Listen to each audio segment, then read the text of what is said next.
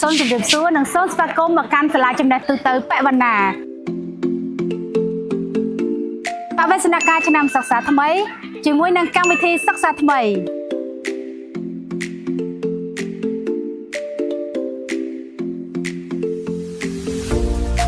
កម្មវិធីសិក្សាភាសាអង់គ្លេសថ្នាក់បឋម IEE ឬក៏យើងហៅថាកម្មវិធីភាសាអង់គ្លេសបែបអន្តរជាតិនៅទីនេះយើងមានទទួលកុមារតូចៗចាប់ពីអាយុ3ឆ្នាំរហូតដល់6ឆ្នាំហើយយើងមានពីថ្នាក់មត្តេយ្យកម្រិតទាបរហូតដល់ថ្នាក់ទី6កម្មវិធីសិក្សាភាសាអង់គ្លេសថ្នាក់បឋមដែលហៅថា IEE ដែលហៅកាត់ថា IEE ឬក៏ភាសាអង់គ្លេសបែបអន្តរជាតិនេះគឺយើងមានការបង្រៀនដោយគ្រូបរទេសដែលមានបទពិសោធន៍ជាច្រើនឆ្នាំ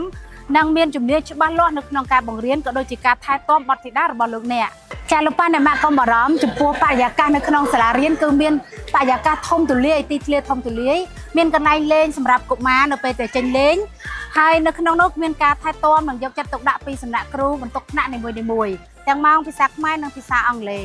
កុមារមានសេរីភាពនៅក្នុងការលេងនិងក្រោមការយកចិត្តទុកដាក់របស់គ្រូនីមួយៗគឺថែរក្សាសុវត្ថិភាពបុត្រធីតារបស់លោកអ្នកមិនឲ្យមានគ្រោះថ្នាក់ឬក៏មានផលលំបាកអ្វីឡើយនេះគឺជាទីធ្លារបស់យើងគឺមានទីធ្លាធំទូលាយមែនតើនៅក្នុងការឲ្យក្មេងៗគាត់រត់លេង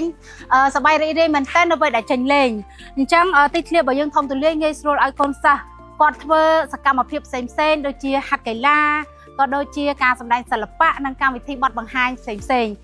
នៅពេលដែលចេញលេងកូនក្មេងអាចមានអារម្មណ៍ថាចង្អៀតរត់លេងប៉ះគ្នាឬក៏មានគ្រោះថ្នាក់អីទេពីព្រោះឆ្នាំសិក្សាថ្មីនេះគឺសាលាបានរៀបចំទីធ្លាក៏ដូចជាទីកន្លែងយ៉ាងច្រើនសម្រាប់ឲ្យកុមារ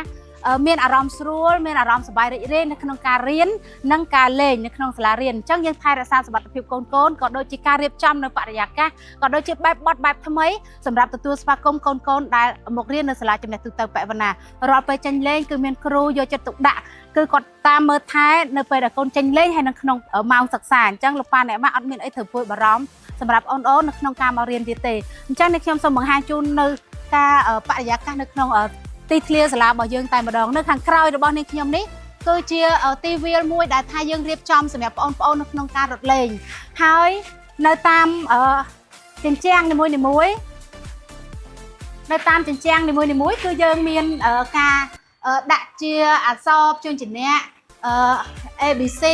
ក៏ដូចជាកខស្រៈនិស្ស័យអីផ្សេងៗក៏ដូចជាខែអីផ្សេងៗហើយនេះគឺជា